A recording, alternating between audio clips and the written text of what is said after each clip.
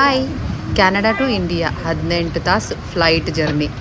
ಒಳಗೆ ಬಂದು ಕುಂತ ತಕ್ಷಣ ಅನನ್ಯ ಫುಲ್ ಎಕ್ಸೈಟ್ಮೆಂಟ್ನಾಗ ಏನೋ ಕುಂತ ತಕ್ಷಣ ಆಕಿಗೆ ಒಂದು ಪೌಚ್ ಕೊಟ್ರಪ್ಪ. ಅದ್ರೊಳಗೆ ಆಕಿಗೆ ಒಂದು ವಾಟರ್ ಬಾಟಲು, ಕಲರ್ ಬುಕ್ಸ್ ಇತ್ತಲ್ಲ, ಕಲರಿಂಗ್ ಮಾಡ್ಕೊಂಡು ಕೂಡ್ಬೋದು ಅಂತ ಫುಲ್ ಖುಷಿನಾಗಿದ್ಲ. ಆಮೇಲೆ ಸ್ವಲ್ಪ ಗೇಮು ಆಡಿದ್ಲು. ಅದಾದಮೇಲೆ ಆಕಿ ಫುಲ್ ಬೋರ್ ಆಗೋಕ್ಕೆ ಚಾಲೂ ಆಯಿತು. ಆಮೇಲೆ ಅಳ್ಕೊಂಡು ಕೂತ್ಲು ಒಂದು ಸ್ವಲ್ಪ ಹೊತ್ತು. ಬೋರಾಗಿ ಹಂಗೆ ನಿದ್ದೆ ಹೊಡೆದ್ಲು. ಹಂಗೆ ಊಟಕ್ಕೆ ಕೊಟ್ಟರು. ಆಕೆ ಏನು ಊಟ ಮಾಡಲಿಲ್ಲ, ನಾವೇ ಸ್ವಲ್ಪ ಊಟ ಮಾಡಿದ್ವಿ. ಅದಾದಮೇಲೆ ಅಬುದಾಬಿ ಬಂತು 13 ತಾಸು ಆದಮೇಲೆ. ಆಕೆ ಅಲ್ಲಿಗೆ ಬಂದಮೇಲೆ ಸ್ವಲ್ಪ ಆ್ಯಕ್ಟಿವ್ ಆದ್ಲು. ದುಬೈಗೆ ಬಂದೀವಿ ಅಂತ ಹೇಳಿ. ಇಲ್ಲಿ ನೋಡ್ರಿ, ಡ್ಯೂಟಿ ಫ್ರೀ ಸ್ಟೋರ್ನಾಗ ಆಕಿನ ಡ್ಯೂಟಿ ನಡೆಸ್ಯಾಳ. ಅಲ್ಲೇ ಒಂದು ಇಂಡಿಯನ್ ರೆಸ್ಟೋರೆಂಟ್ ಇತ್ತು, ಹಾಗಾಗಿ ಪರಾಟ ತೊಗೊಂಡ್ವಿ, ಲಂಚ್ ಮಾಡಿದ್ವಿ. ಅದಾದಮೇಲೆ ಒಂದು ಸ್ವಲ್ಪ ಹೊತ್ತು ಫೋಟೋ ಶೂಟ್ ಮಾಡಿದ್ವಾ ನಾನು ಅನನ್ಯ. ಇಲ್ಲಿ ನೋಡ್ರಿ, ಇಲ್ಲಿ ನೇಲ್ ಪಾಲಿಶಿಂದ ಫುಲ್ ಡೆಕೋರೇಟ್ ಮಾಡಿದ್ರು ಏರ್ಪೋರ್ಟ್ನಾಗ.